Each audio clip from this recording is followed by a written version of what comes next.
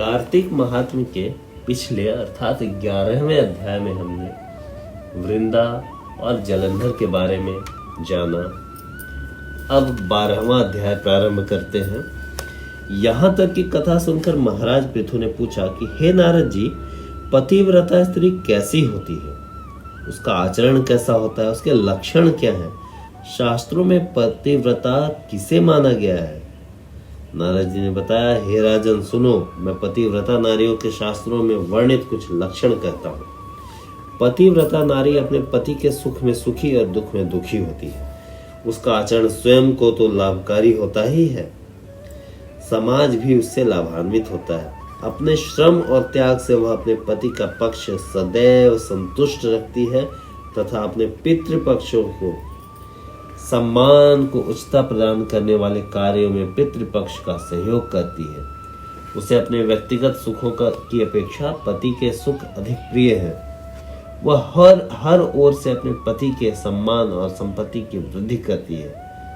नारद जी ने पतिव्रता के लक्षण बताकर कहा, अब आगे की कथा सुनो कि जलंधर के दैत्यराज बनने पर क्या हुआ।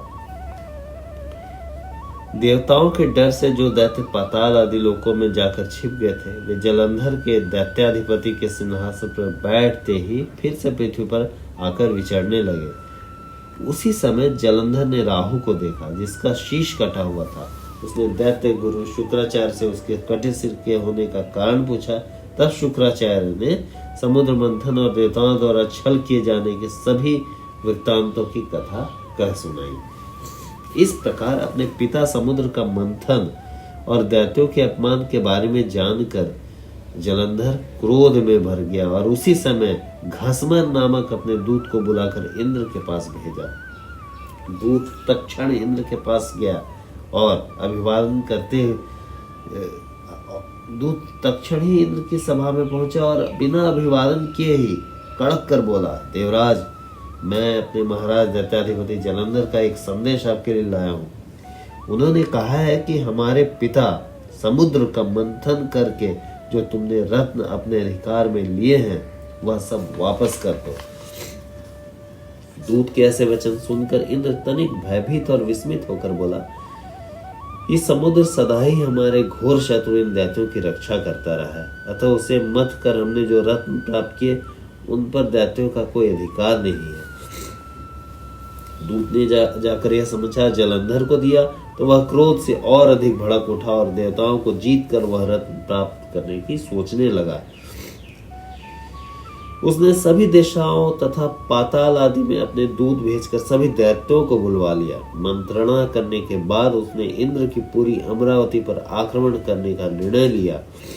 अतः शुंभ निशुंभ को अपना सेनापति बनाकर स्वर्ग के नंदन वन में स्थित अमरापुरी को घेर लिया।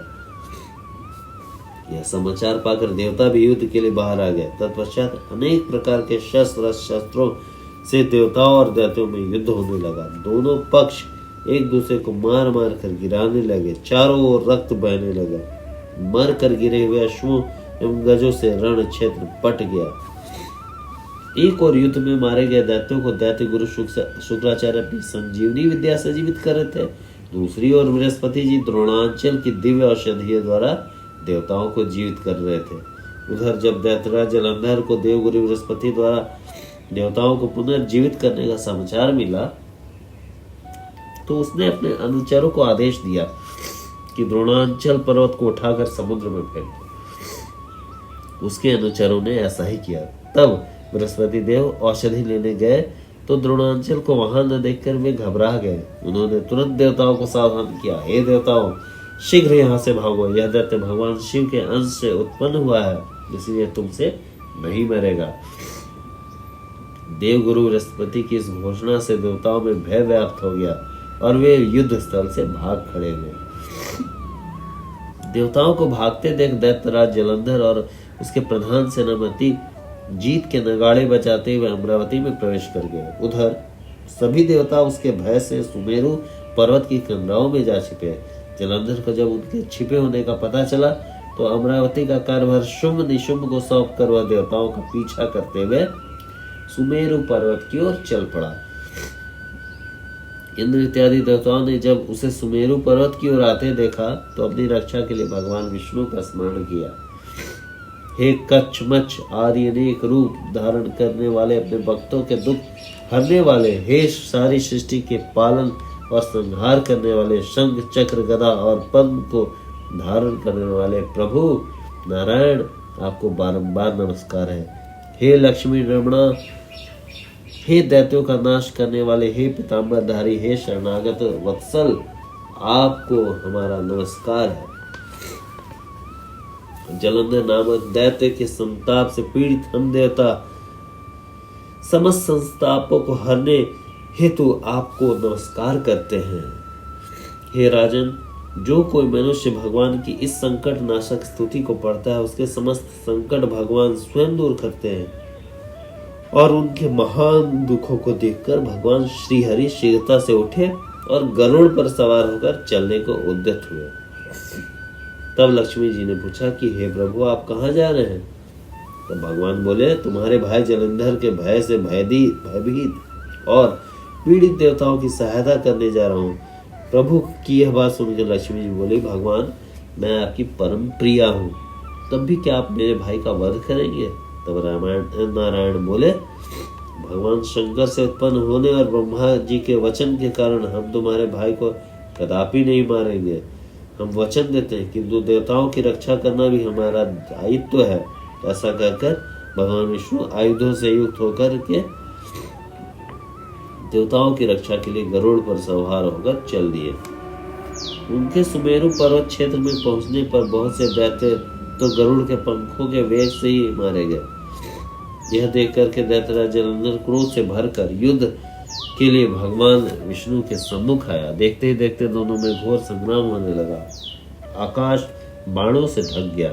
तब भगवान ने अपने बाणों से जलंधर के रथ के छत्र ध्वजा इत्यादि काट डाले। घोड़े बाणों से घायल होकर धरती पर पड़ गिरे और भगवान ने अपने बाणों से उसके धनुष के भी टुकड़े टुकड़े कर दिए। जलंधर ने भी गरुड़ के मस्तक पर गदा से प्रहार किया, जिससे गरुड़ को मूर्छा आ गई। तत्पश्चात दोनों के मध्य मल्ल युद्ध होने लगा। दोनों एक दूसरे पर भयंकर प्रहार कर रहे थे। उनके मध्य हो रहे इस भीषण युद्ध को देखकर सारा संसार भयभीत हो रहा था। भगवान जानते थे कि यदि हजारों वर्ष में यह युद्ध चलता रहे तो इसका कोई परिणाम नहीं होगा, क्योंकि ब्रह्मा जी के वरदान के कारण वह दैत्य केवल महादेव के हाथों ही में रहेगा। अतः उन्होंने युक्ति से काम लिया और अचानक युद्ध रोकते बोले, हे दैत्यराज, तुम्हारा और हमारा युद्ध ठीक नहीं है, क्योंकि तुम लक्ष्मी के भाई हो। तब जलंधर बोला, हे विष्णु जी, यदि हमारे बीच युद्ध ठीक नहीं है तो हमारे आपसी संबंधों का कोई प्रमाण दे। मेरी इच्छा है कि आप लक्ष्मी जी अपने गणों सहित अतिथि बनकर मेरे घर पे रहे। एवं वस्तु ऐसा कहकर भगवान विष्णु लक्ष्मी जी एवं अपने गणों सहित जलंधर के घर रहने चले गए। अब तो जलंधर और अधिक वैभव और शक्ति से संपन्न हो गया। उसने दूसरे लोकों और भवनों से भी देवताओं को भगा दिया। उनके पदों पर सभी जगह दैत्यों को नियुक्त कर दिया। देवों, यक्षों, किन्नरों और गंधर्वों को सभी संपत्तियों से वंचित कर दिया और संपत्तियों को अपने अधिकार में ले लिया। इस प्रकार देवों, यक्षों, किन्नरों और गंधर्वों आदि को अपनी प्रजा बनाकर जलंधर निष्कंटक शासन करने लगा। हे राजन, उस समय भगवान के दर्शन करने और दैत्यराज जलंधर की राज्य शोभा देखने हम स्वयं भी उसकी राजधानी गए थे। उसने हमारा बड़ा ही आदर सत्कार से स्वागत किया था और कहा, भगवान, आपका आगमन कैसे हुआ? कही मेरे लिए क्या आज्ञा है? भगवान विष्णु को जलंधर वध करने में विवश देख और देवताओं के कल्याण हेतु हमने उनसे कहा, हे दैत्यराज, मैं कैलाश गया था। वहां पार्वती सहित अवधूत शिव और उनका वैभव देखा। उनका वैभव देखकर मैं आश्चर्यचकित रह गया और विचार करने लगा, क्या उनके जैसा वैभव किसी और का है? यही विचार करते मैं तीनों लोक का भ्रमण करते हुए अंत में यहाँ पर पहुंचा हूँ। हे दैत्यराज, शिव जैसा वैभव मैंने कहीं नहीं देखा, किंतु यहाँ आकर मैंने तुम्हारी समृद्धि और वैभव देखा है। तुम्हारे और शिव के वैभव में वैसे तो कोई अंतर नहीं है, किंतु तुम्हारा वैभव स्त्री विहीन है। भस्म रमाने वाले राग से रहित कामदेव के शत्रु शिव के पास स्त्री रत्न के रूप में पार्वती जी हैं। यद्यपि तुम्हारे पास भी सुंदरियों की कमी नहीं, किंतु पार्वती की जिससे तुलना की जा सके ऐसी कोई स्त्री रत्न तुम्हारे पास नहीं है। अतः स्त्री सहित तुम्हारा वैभव देखकर मैंने यही परिणाम निकाला कि शिव के समान वैभवशाली स्त्रीलोक में कोई नहीं। हे राजन, नारद जी ने महाराज पितु को आगे बताया। इतना कहकर हम वहां से चले आए, मगर जलंधर पार्वती जी की ऐसी सुंदरता का वर्णन सुनकर काम जोर से पीड़ित हो उठा। उसने तत्काल राहु को बुलाकर उसे एक संदेश भगवान शिव के लिए देकर कैलाश भेज दिया। राहु कैलाश क्षेत्र में प्रवेश करने लगा तो शिव के द्वारपाल नंदी ने उसे रोका और कारण पूछा। तब उसने अपने आने का कारण बताया। वह किस मंशा से वहां आए जानकर शिव गणों को बड़ा क्रोध आया। उन्होंने राहु को पकड़कर तत्काल शिव जी के सम्मुख उपस्थित किया। राहु ने उनके पास जाकर निडर होकर कहा, हे शिव, मैं तीनों लोकों के राजाधिराज और समस्त रत्नों के स्वामी दैत्यराज जलंधर का दूत हूँ। अब आप उनकी आज्ञा सुनिए। दैत्यराज जलंधर ने कहा है कि शमशानवासी तथा भस्मलेपी जटाजूटधारी तुम्हारे जैसे अवधूत के पास पार्वती जैसी परम सुंदरी शोभा नहीं देती। चूंकि मैं तीनों लोकों का स्वामी हूँ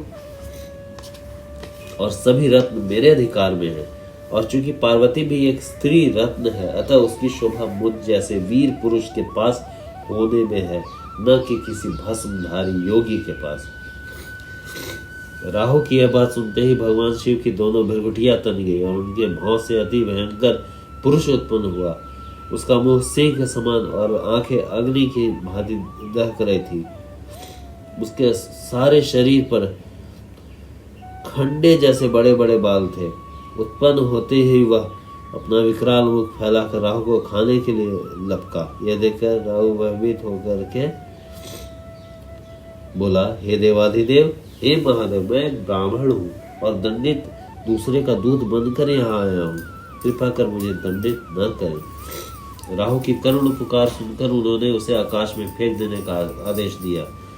उस भयंकर पुरुष ने भगवान शिव की आज्ञा का पालन किया। फिर शिव जी के समक्ष आकर विनीत भाव से बोला, मैं भूखा हूँ, कृपा कर मुझे कुछ खाने को दे। तब शिव जी ने उससे कहा कि तुम अपने हाथ पैरों को खाओ। उसकी आज्ञा पाते ही उसने अपने हाथों पैरों का भक्षण कर लिया। उसके बाद भी वह भूख प्यास करने लगा तो शिव जी ने आज्ञा दी कि वह अपना बाकी शरीर भी खा ले। आज्ञा मिलते ही उसने अपना धड़ भी खा लिया और तृप्त हो गया। अब उसका केवल मुख ही शेष बचा। तब भगवान शिव ने प्रसन्न होकर कहा, तुमने मेरी आज्ञा का पालन किया, इसलिए आज से मैं तुम्हारा नाम कीर्ति मुख रखूंगा। आज से मैं तुम्हें अपना द्वारपाल नियुक्त करता हूँ। तुम्हारी पूजा के बिना हमारी पूजा निष्फल होगी। उधर राहु आकाश में जाकर बाबर नाम एक देश में जा गिरा। जब जलंधर को इसकी दुर्दशा का समाचार मिला तो उसके क्रोध का पारावार न रहा।